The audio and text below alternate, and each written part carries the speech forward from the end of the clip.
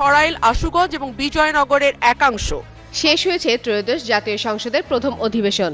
এরই মধ্যে স্বতন্ত্র সংসদ সদস্যদের মনোনয়নে সংরক্ষিত নারী আসনের একজন সদস্যও নির্বাচিত হয়েছেন। তবে ত্রয়োদশ সংসদের কার্যক্রম শুরুর পর থেকে স্বতন্ত্র সংসদ সদস্যদের বেশিরভাগই সরকারের পক্ষে অবস্থান নিয়েছেন।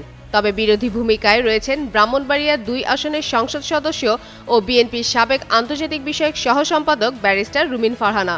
সংসদে বিভিন্ন কার্যক্রমে অংশ নেওয়ার পাশাপাশি তাকে সরকারের সমালোচনাও করতে দেখা গেছে।